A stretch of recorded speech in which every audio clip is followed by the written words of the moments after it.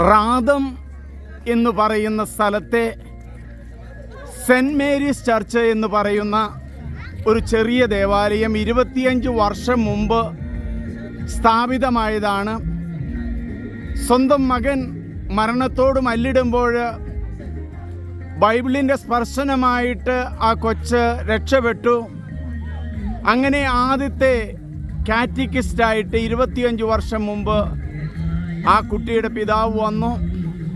നമ്മളിപ്പോൾ നിൽക്കുന്നത് റാദം വില്ലേജിൽ സെൻറ് മേരീസ് ചർച്ചാണ്.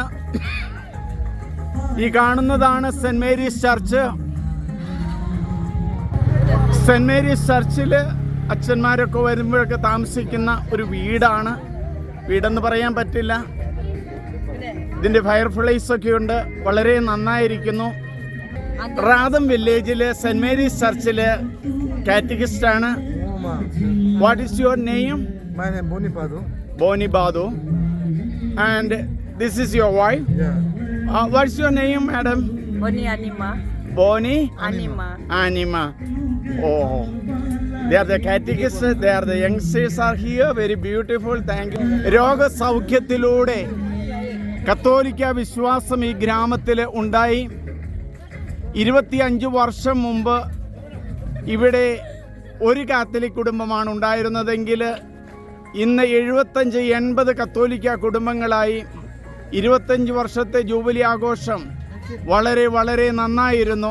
സെൻറ് മേരീസ് ചർച്ചിലെ പഴയൊരു കാറ്റക്കിസ്റ്റാണ് ഈ നിൽക്കുന്നത്. Sir, what is your name? Odaktaram Jos. Jose.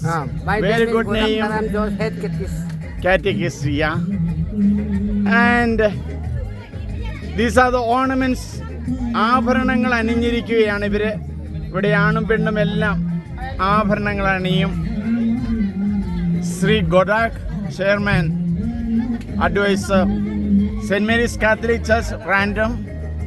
2000 ആദ്യം മാമുദീസ ഇവിടെ സ്വീകരിച്ചത്. ഇന്ന് 2025 മെയ് 11 തീയതി, മെയ് 10 തീയതി. ഭക്ഷണം ഈ കൊട്ടയിൽ വെച്ചാണ്. അതിനകത്തേക്ക് ഇല വയ്ക്കും. ഇല വെച്ചിട്ടാണ് നൽകുന്നത്.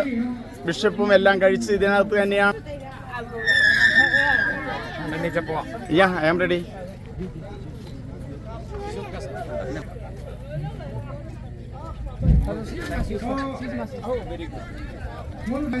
Yeah, I took it.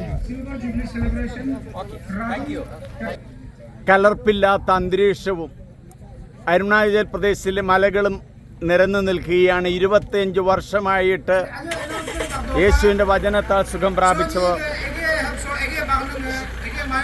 Random cent Mary's ചർച്ചിൽ നിന്നും വിട വാങ്ങുന്നു.